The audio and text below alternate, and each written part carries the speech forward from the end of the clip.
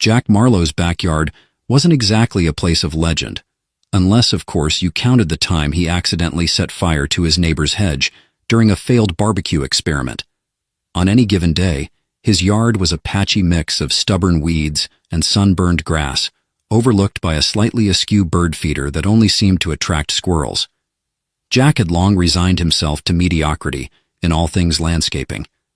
That's why, on a perfectly uneventful Tuesday afternoon, he was dumbfounded to find someone digging a hole in the middle of it, and not just someone. She stood almost 7 feet tall, with a shimmer to her skin that reminded Jack of oil slicks on rainy streets.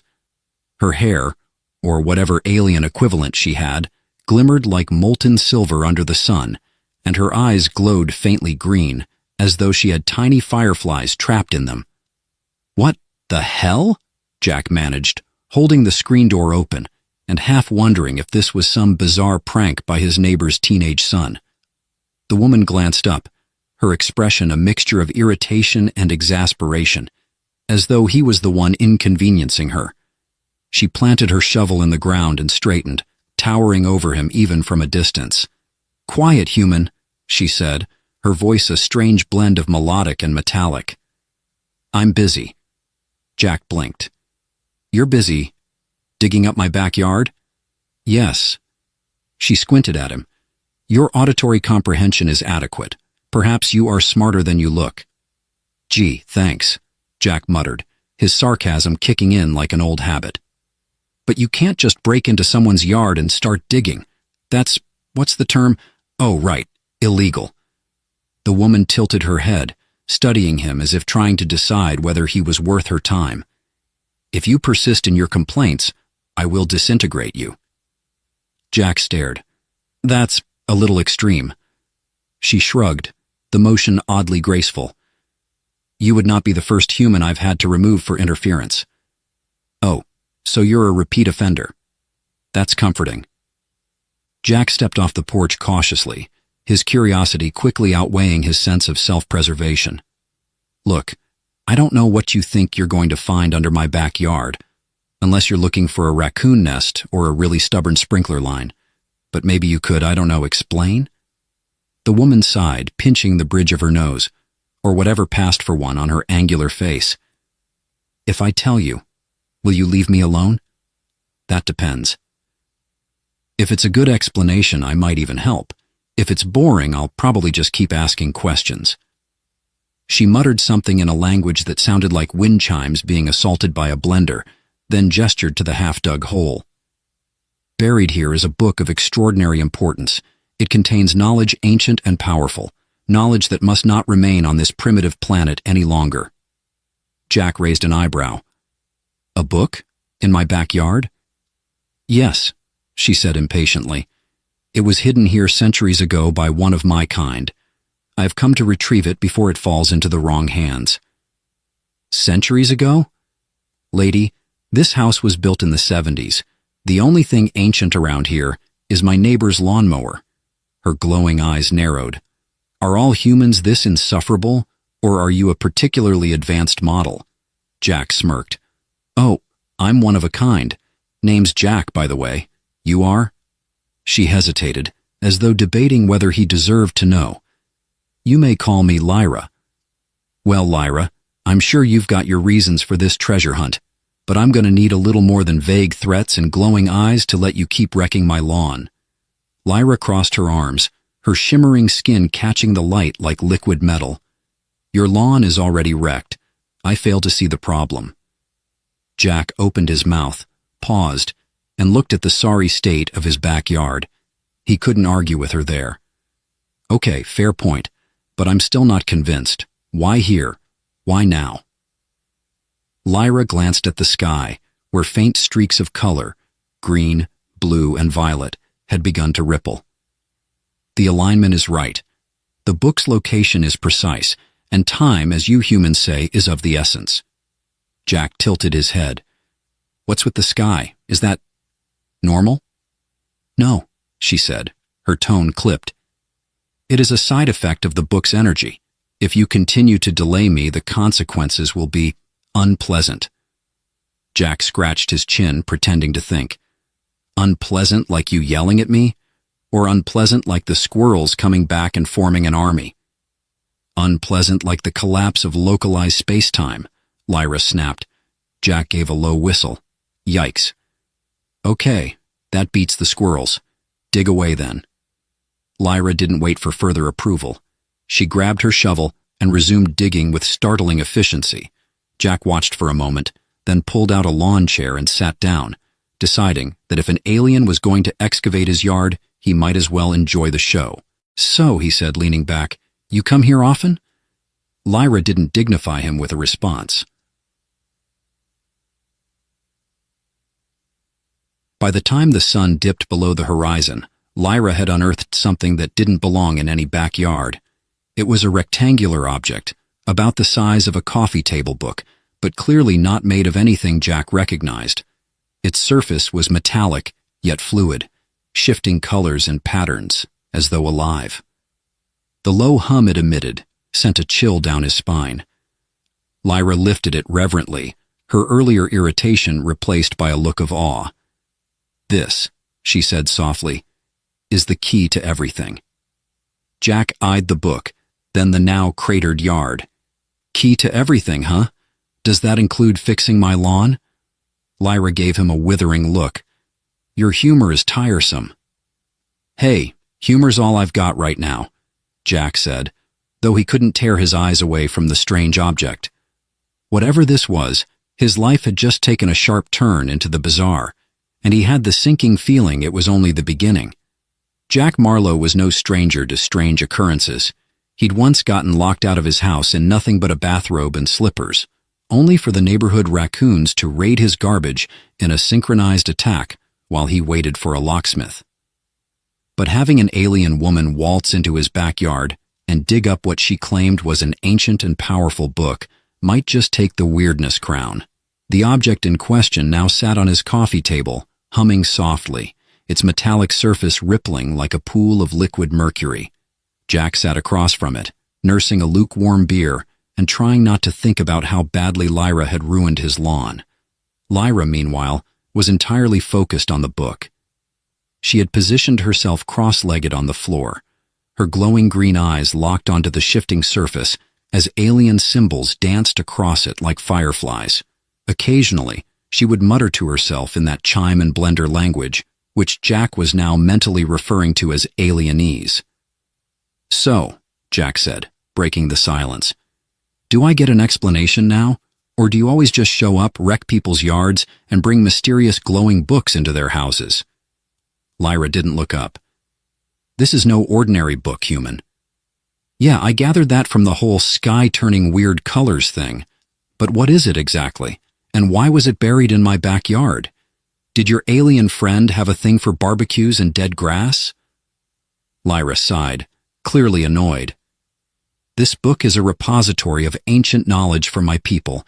It contains secrets of technology, history, and power that must not fall into the wrong hands. Jack raised an eyebrow. And by wrong hands, you mean anyone other than me, she said, her tone matter-of-fact. Jack couldn't help but smirk. Bit of a control freak, are we? Lyra shot him a glare that could have melted steel. I am the only one capable of deciphering it. The knowledge within could alter the fate of entire civilizations. If you had any understanding of its importance, you would not make light of this situation. Look, I'm not saying it's not important, Jack said, gesturing to the glowing book. But you can't blame me for being a little skeptical. For all I know, that thing could be an alien instruction manual for assembling flat-pack furniture. Lyra's expression softened just slightly, though Jack wasn't sure if it was amusement or pity. Your ignorance is astounding. Thanks. I try.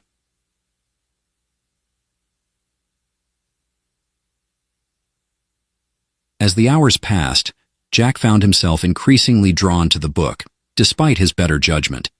It wasn't just the way it shimmered and pulsed like a living thing. There was something magnetic about it. Every so often the symbols would shift into patterns that almost made sense, as if teasing him with the possibility of understanding.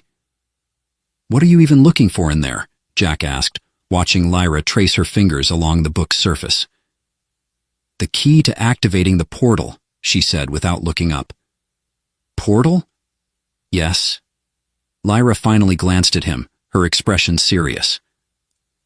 "This book is not just a record of knowledge.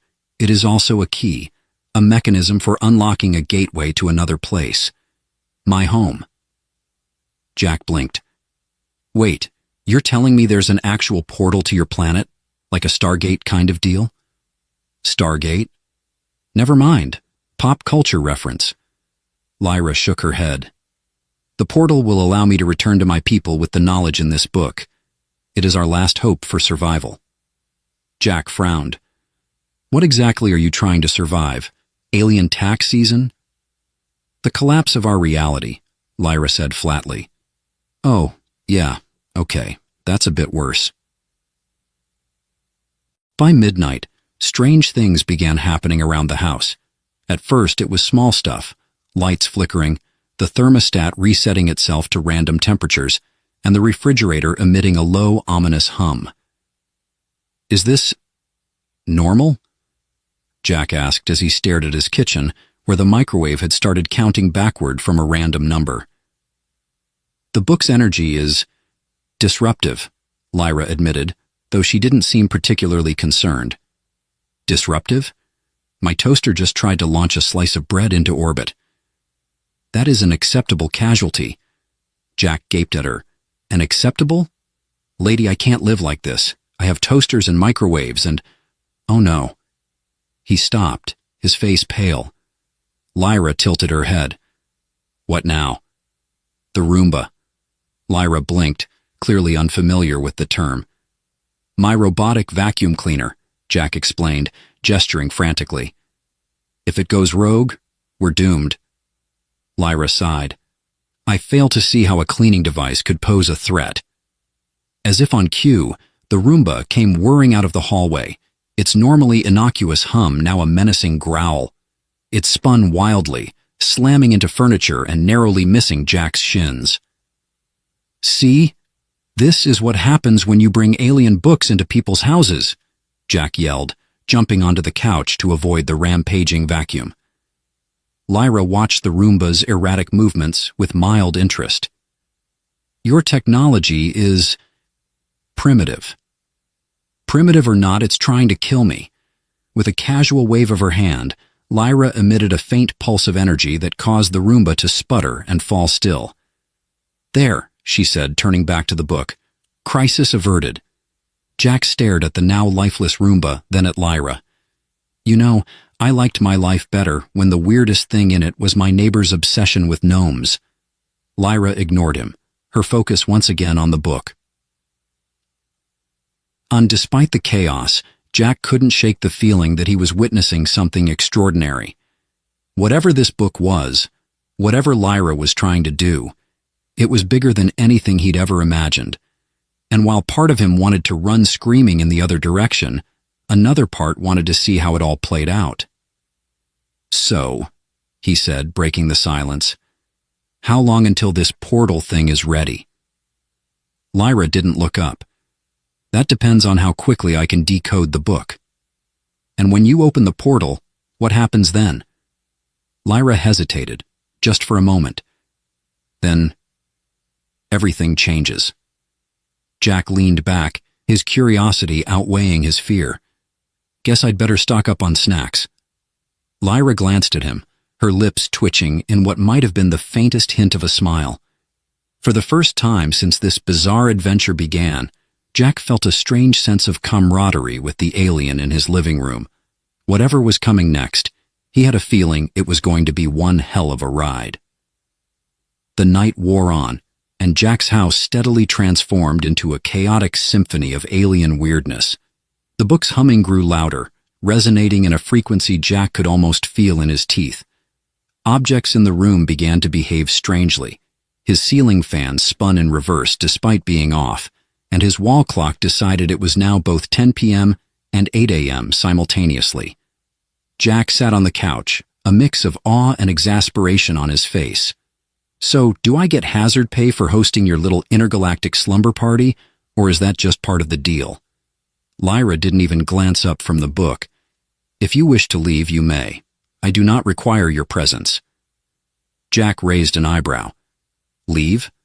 Lady, this is my house. You're the one squatting here with your glowing Rubik's Cube of doom." "It is not a cube," Lyra said with a tinge of annoyance. "You're missing the point." Lyra sighed, her fingers gliding over the book's surface. The symbols shifted under her touch, reshaping themselves into patterns that Jack couldn't quite follow. It reminded him of a puzzle he didn't know the rules to, a puzzle that might just eat his soul if he guessed wrong. "So," Jack said, leaning forward, "what happens if you press the wrong button on that thing? Does it explode, summon space monsters, turn my couch into a black hole?" Lyra paused, her glowing eyes flicking toward him. "The probability of catastrophic failure is minimal." Jack blinked. "That's not reassuring. You are still alive, are you not?" Again, not reassuring. The real trouble began shortly after midnight. Jack had finally dozed off on the couch, a half-empty bag of chips in his lap, when a sudden piercing noise jolted him awake. It was a high-pitched whine, like 1,000 nails on a chalkboard, and it was coming from the book. Jack groaned, rubbing his eyes. "What now? Did your magic diary catch a virus?" "It is reacting," Lyra said, her voice unusually tense. "Reacting to what?" Before Lyra could answer, a blinding light erupted from the book, filling the room with an otherworldly glow. The light coalesced into shapes, geometric patterns that floated in the air, spinning and twisting in impossible ways. Jack stared, his mouth hanging open. "Okay," he said after a long pause. "I'll admit that's kind of cool. Terrifying, but cool." Lyra didn't respond. She was focused entirely on the patterns, her hands moving in deliberate motions as though guiding them. The room seemed to hum with energy, and Jack felt the hair on his arms stand on end. Then, without warning, the patterns shifted again. This time, they formed a series of symbols that hovered in the air before slowly descending onto the walls, floor, and ceiling.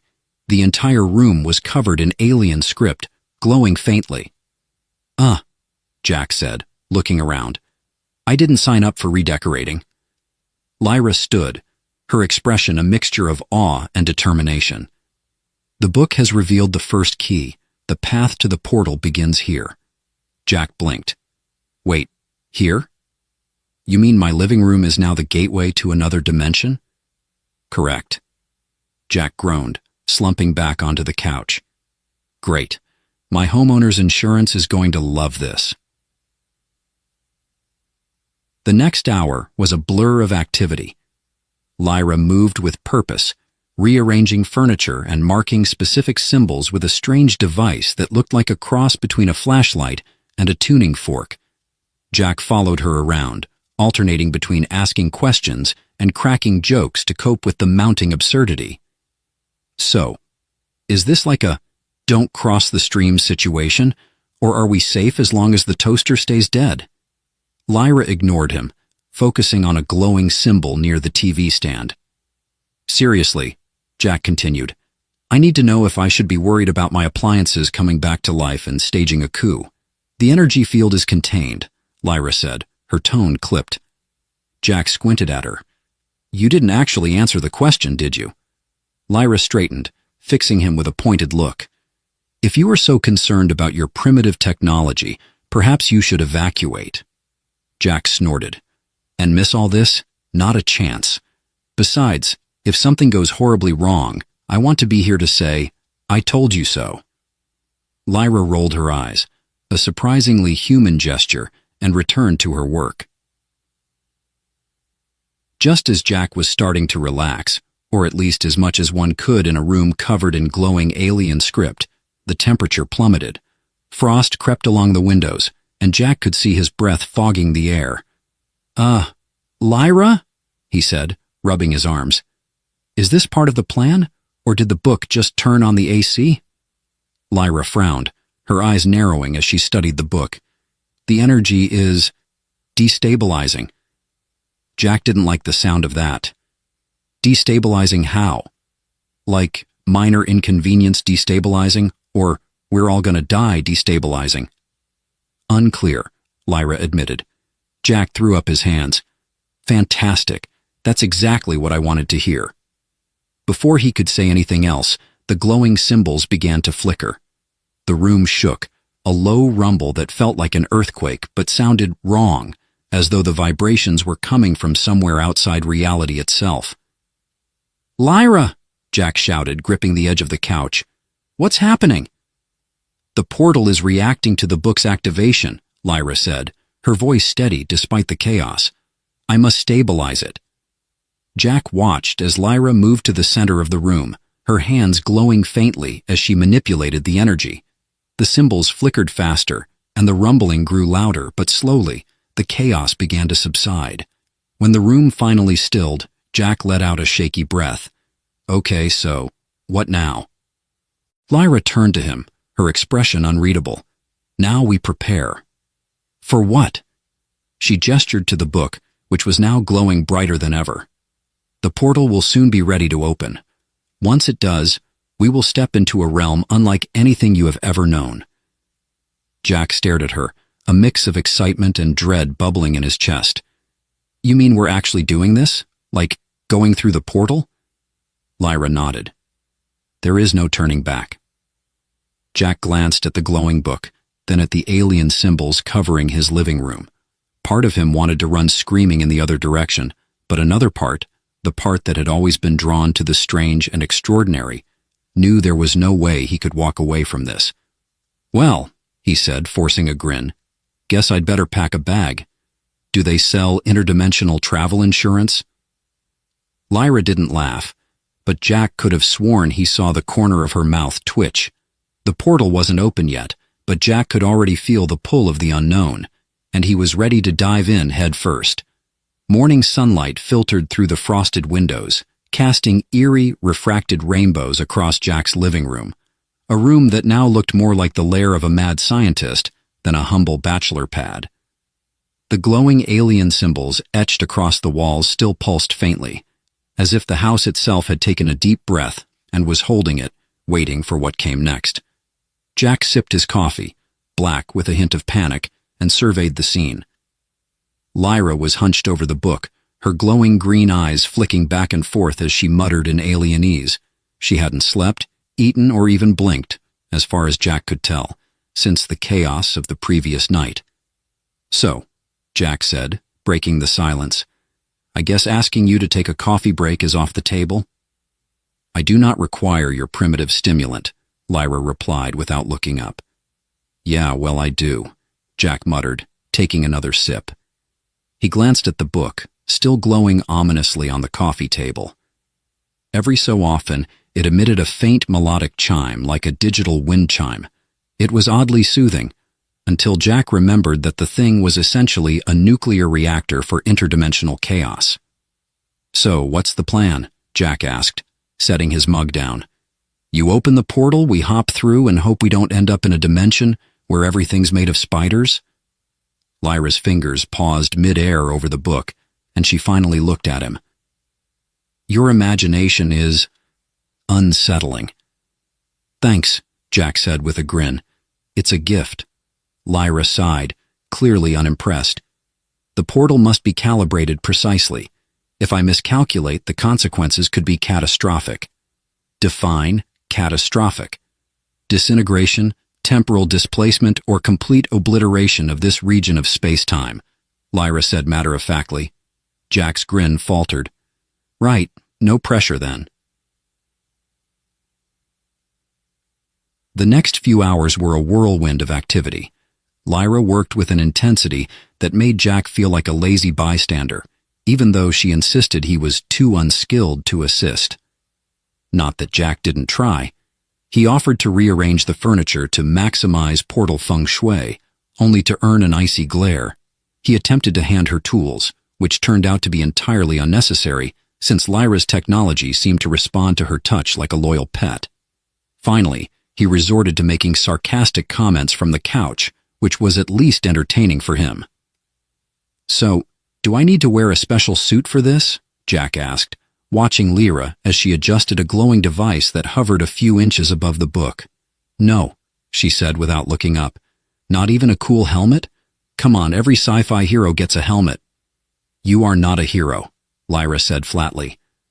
Ouch. Harsh, but fair. By late afternoon, the room was buzzing with energy. Literally. The air felt charged, like the moments before a thunderstorm, and Jack's hair stood on end every time he got too close to the book. "Okay," Jack said, pacing nervously. "So let's say the portal works. What's on the other side? Is it safe? Do they have oxygen? Am I going to explode the second I step through?" Lyra straightened, turning to face him. "The portal will lead to a stabilized region of my homeworld. Environmental conditions will be suitable for your physiology." Jack squinted at her. "You sure about that? Because you said minimal risk before, and we almost got eaten by my Roomba." Lyra's lips pressed into a thin line. "The probability of success is high. That's not the same as a guarantee, you know. If you are too afraid, you may remain here." Jack hesitated. Part of him wanted to take her up on the offer, to let her step through the glowing gateway alone, while he stayed behind in the relative safety of his, now thoroughly alien-infested, home. But another part, the part that had always yearned for adventure, even if he'd never admit it, refused to back down. "Afraid? Me? Never," Jack said, puffing out his chest. "Besides, someone's got to make sure you don't blow up the universe." Lyra rolled her eyes, an expression Jack was starting to suspect she'd picked up from him. As dusk fell, Lyra declared that the portal was ready for a test run. Jack watched nervously as she placed the book on a pedestal she'd assembled from what looked like scrap metal and pure light. The symbols on the walls flared brighter, and the air grew thick with static electricity. "Are you sure this is safe?" Jack asked, his voice rising slightly. "Reasonably sure," Lyra said, pressing her glowing hands to the book. "Reasonably? That's not comforting." Before Jack could protest further, the room was filled with a low, resonant hum. A circle of light appeared in the center of the room, slowly expanding outward until it was large enough for a person to step through. The light rippled like water, its surface reflecting images of a world that looked both alien and oddly familiar. Jack stared, his mouth dry. "Well, that's something." Lyra approached the portal, her movements calm and deliberate. She reached out, her hand disappearing into the glowing surface as though it were nothing more than a curtain of mist. "Wait," Jack said, his voice tinged with panic. "Shouldn't we, I don't know, throw a rock through first? See if it explodes or turns into a lizard or something?" Lyra ignored him, stepping fully into the portal. Jack watched, his heart pounding. For a moment, nothing happened. Then Lyra reappeared, stepping back into the room as though she'd simply walked through a doorway. "It is stable," she said, brushing an invisible speck of dust off her sleeve. Jack blinked. "That's it? You're just gonna walk in and out like it's no big deal? You couldn't give me a heads up or something?" "You seemed distracted," Lyra said, a faint smirk playing at the corners of her mouth. Jack opened his mouth to retort, but the portal suddenly flickered. The rippling surface grew darker, and the images within shifted, revealing something shadowy and indistinct. Lyra?" Jack said, taking a step back. "What's happening?" Lyra's expression darkened. "The portal is attracting attention?"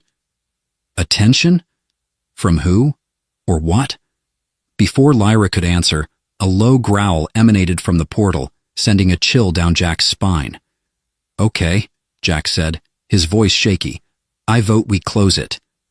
Right now. Like immediately." Lyra didn't respond. Her glowing eyes were fixed on the portal, her body tense. Jack groaned. "Why do I get the feeling this is about to get a lot worse?"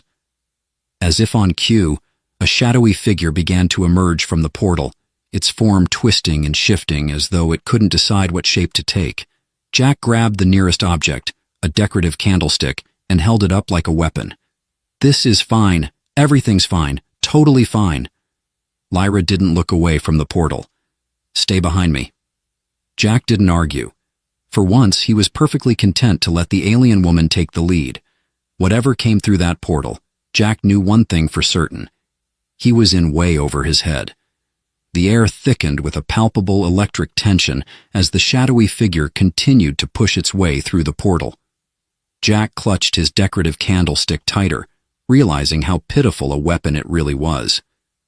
"So, Lyra," he said, trying to sound calm, "just to clarify, this thing wasn't part of the plan, right?" "It is an anomaly," Lyra replied, her glowing hands raised defensively. "Cool, love anomalies. Big fan. Except when they're trying to step into my living room." The figure began to solidify, its form coalescing into something vaguely humanoid. Its surface shimmered like liquid metal, rippling as though it were still unfinished. When it spoke, its voice was an eerie chorus of overlapping tones. "Unbound energy," it said, the words echoing in Jack's head as much as in his ears. "Who dares disrupt the veil?" Jack blinked. Hi. Sorry about the disruption. That would be my uninvited house guest over here." He jabbed a thumb toward Lyra. "You know how aliens are, always tinkering with things they shouldn't." The creature turned its shifting gaze to Lyra, who remained calm and unflinching. "I am Lyra of Galtherin," she said, her voice steady. "I seek passage through the veil. The disruption was unintentional." The creature tilted its head, its liquid form twisting unnaturally. "Galtherin? The seekers of forbidden knowledge." Jack took a step back. "Forbidden? That's a bad sign. Forbidden is never good." Lyra ignored him. "The knowledge I seek is necessary to restore balance to my world." "Balance?" The creature's voice grew sharper, more accusing. "Or power?" Jack cleared his throat. "Okay, maybe we can all agree this is a misunderstanding. She just wants to borrow the portal for a bit, and I'd really like to keep my house in one piece." The creature's attention snapped to Jack, and he immediately regretted speaking. Its shifting face loomed closer, and for a moment, he swore he could see endless galaxies swirling within its liquid surface. "You are not of Galtheron," it said, its tone tinged with curiosity. "You are primitive." "Wow, thanks," Jack muttered. "Love being called primitive in my own house." The creature leaned even closer. "And yet, you are bound to this disturbance. Why?" Jack glanced at Lyra, hoping she'd jump in and save him. She didn't. Jack stammered. "I'm just here for the snacks?" The creature didn't seem amused. The tension was thick enough to cut with a knife, when suddenly a loud clank echoed from the corner of the room. Jack and the creature both turned to see that his toaster had sprung to life again, popping up an empty slot with dramatic flair. Jack pointed at the toaster. "See? Distraction. Everyone loves a good toaster malfunction, right?" The creature's liquid form rippled, its attention momentarily drawn to the appliance. Lyra seized the opportunity, her glowing hands moving in intricate patterns as she whispered an alien incantation. "Jack," she said sharply, "distract it." "Distract it?" Jack hissed. "With what? My sparkling personality?" "Anything." Grimacing, Jack turned back to the creature. "Hey, so you've got a really cool, thing going on there. Super intimidating. Love the whole liquid metal look." "Very Terminator 2. The creature regarded him silently, and Jack couldn't tell if it was intrigued or just confused. "I mean," Jack continued nervously, "if you're ever looking for a side hustle, I bet you'd crush it at sci-fi conventions. People would line up for autographs." "Your words are meaningless," the creature said, though its tone sounded slightly less menacing. Jack glanced at Lyra, who was still busy weaving her glowing spell. "Okay," he muttered to himself. "Time to up the nonsense." He grabbed the nearest object, a throw pillow, and held it up like a peace offering. "Behold the sacred pillow of Earth, soft, supportive, and perfect for naps. Surely even beings like you can appreciate the importance of good lumbar support. The creature hesitated, its shifting form freezing in place. Lumbar support? Jack nodded enthusiastically. Absolutely. You know, interdimensional travel can be murder on the spine. I'm just saying, if you ever need a break, this baby's got your back. Literally. Before the creature could respond, Lyra's incantation reached its crescendo. A burst of energy erupted from her hands, colliding with the creature and forcing it back toward the portal. "Lyra!" Jack shouted. "What are you doing?" "Sealing the anomaly," she said, her voice strained. The creature let out a deafening roar as it was pushed closer to the glowing rift. "You dare defy the keepers of the veil?" Lyra didn't respond, her focus entirely on the spell. Jack watched as the creature's form began to dissolve, its liquid surface splintering into tiny droplets that were pulled back into the portal. Finally, with one last thunderous roar, the creature vanished, and the portal stabilized. Lyra lowered her hands, breathing heavily. The glowing symbols on the walls dimmed slightly, and the air in the room felt lighter, as though a great weight had been lifted. Jack dropped the throw pillow and slumped onto the couch. Well, that was something. Lyra glanced at him, her expression unreadable. "Your distraction was effective." Jack smirked. "You're welcome. Guess my primitive humor saved the day, huh?"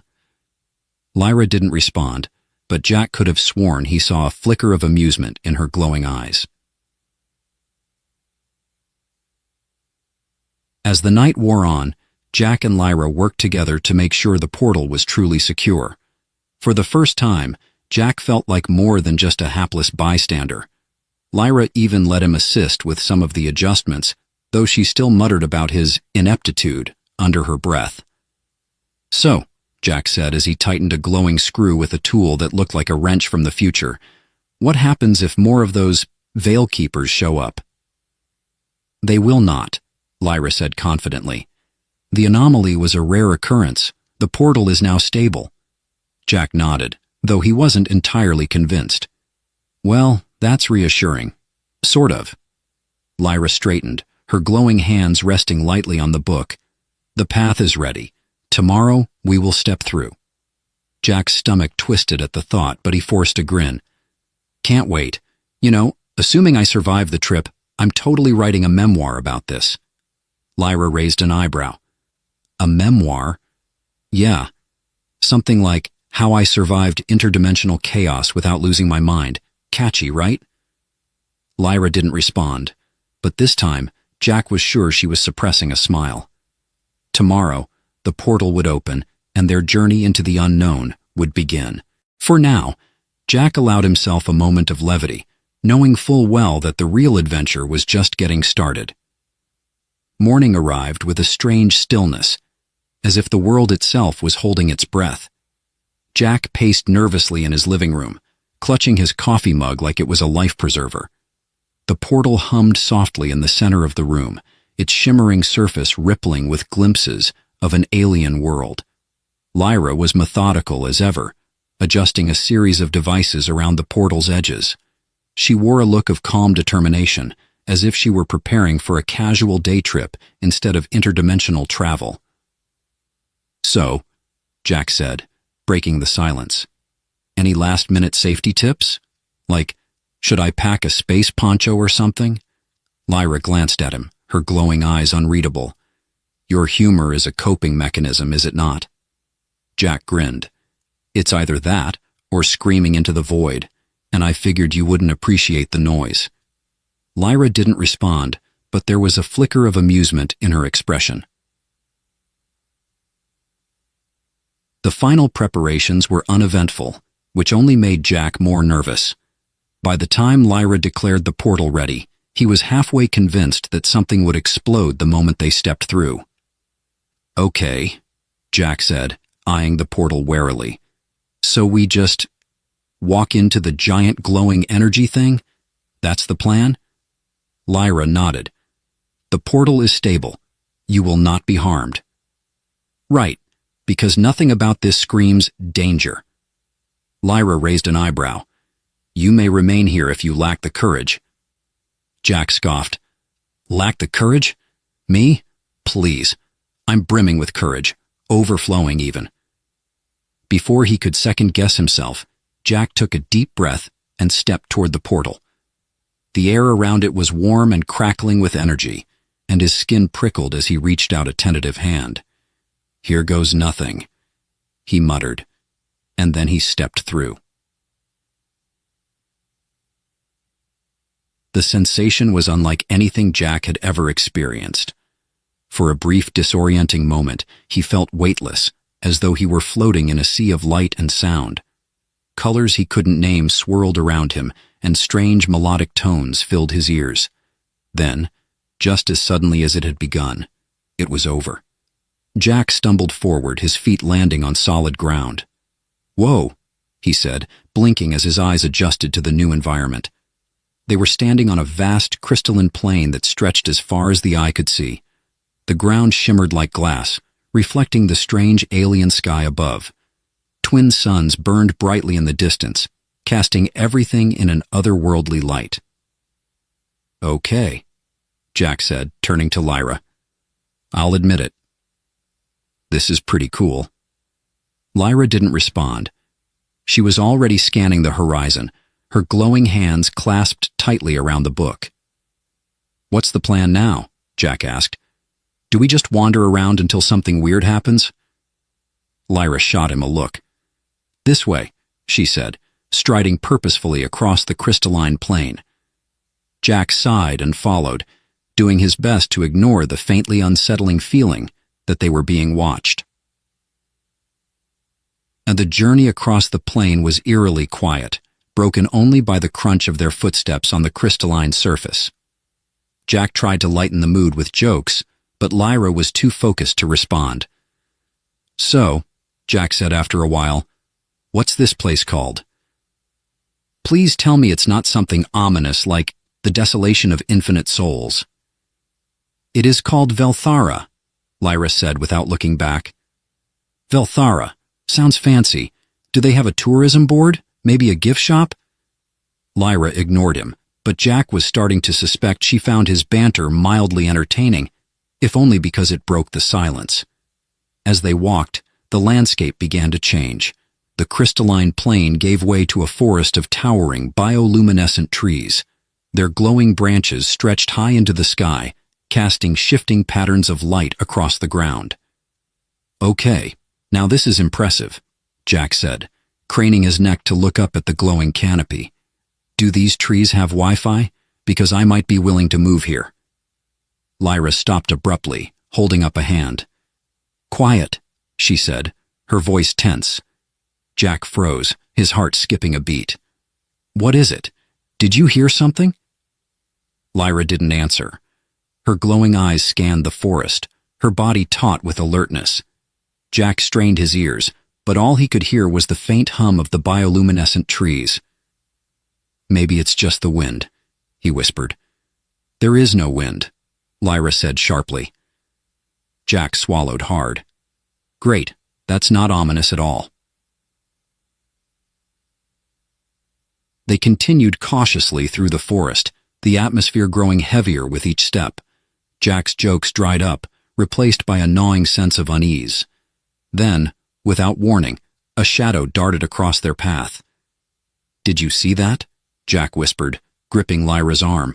Lyra nodded, her glowing hands raised defensively. We are not alone. Jack's stomach churned. Fantastic. I was hoping for company. The shadow appeared again, closer this time. It moved with an unnatural grace, its form flickering like a faulty hologram. What is that thing? Jack hissed. A guardian, Lyra said, her voice low. They protect the secrets of Velthara. Jack groaned. Of course they do. Why wouldn't they? The guardian stepped into view, its shimmering form towering over them. It had no discernible face, but its presence was undeniably menacing. State your purpose, it intoned, its voice echoing like 1,000 whispers. Lyra stepped forward, holding up the book. I seek the knowledge of Velthara. I mean no harm. The guardian's form flickered, and it seemed to study her for a long moment. Then, it turned its attention to Jack. "And you?" Jack hesitated. I'm just here for moral support." The Guardian didn't seem convinced. Its form loomed closer, and Jack resisted the urge to bolt. "You carry the mark of the veil," it said, its voice tinged with suspicion. "You are bound to the disruption." Jack blinked. "The mark of the veil? Is that bad?" "That sounds bad." Lyra's eyes widened slightly, but she quickly masked her surprise. "He is under my protection," she said firmly. The Guardian hesitated, its flickering form wavering. Finally it stepped back. "Proceed," it said, its voice echoing through the forest. "But tread carefully. The secrets of Velthera are not easily won." As the Guardian disappeared into the shadows, Jack let out a shaky breath. Okay, that was terrifying. Lyra didn't respond. She was already moving deeper into the forest, her glowing hands clutching the book like a lifeline. Jack hurried to catch up, his heart still pounding. Whatever secrets lay ahead, he had a feeling they were about to change everything. Jack trudged behind Lyra through the glowing forest, his nerves taut but his sarcasm intact. "So, are we going to find the ancient secrets of the universe? Or is this all just a really elaborate scavenger hunt?" Lyra didn't break stride. "The secrets we seek are not trivial." "Good," Jack said, sidestepping a pulsating vine that glowed like a neon sign. "Because if it turns out the big secret is that aliens invented pineapple on pizza, I'm going to be very disappointed." Lyra cast him a sidelong glance, her glowing eyes softening. "Your humor serves a purpose." Jack grinned. "That's probably the closest I'll ever get to a compliment from you, so I'll take it." The path ahead opened into a vast clearing, dominated by a towering crystalline structure that pulsed with a rhythmic light. It looked less like a building and more like a living thing, its surfaces shifting and shimmering as though it were breathing. Lyra stopped, her gaze fixed on the structure. "The Nexus," she whispered. Jack squinted at it. "It looks like someone crossed a skyscraper with a lava lamp." As they approached the Nexus, the ground beneath their feet began to hum. Jack felt the vibrations in his chest, like standing too close to a bass speaker at a concert. "Okay, I'll bite," he said. "What happens when we go in there? Do we unlock cosmic wisdom, or does the thing just zap us?" "The Nexus contains the Codex," Lyra explained. "It is the source of the knowledge my people seek." Jack raised an eyebrow. "And by knowledge, you mean?" Lyra hesitated. "It is said to hold the blueprint for the multiverse itself. Understanding it could save my world." Jack let out a low whistle. "No pressure, then." They reached the base of the Nexus, where a shimmering doorway appeared, seemingly in response to their presence. Lyra stepped forward without hesitation, and Jack reluctantly followed.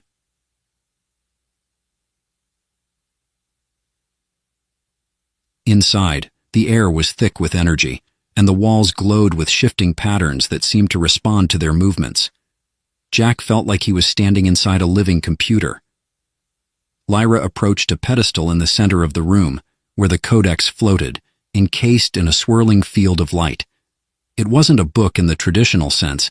It looked more like a crystalline tablet, its surface etched with intricate glowing symbols that seemed to dance and shift.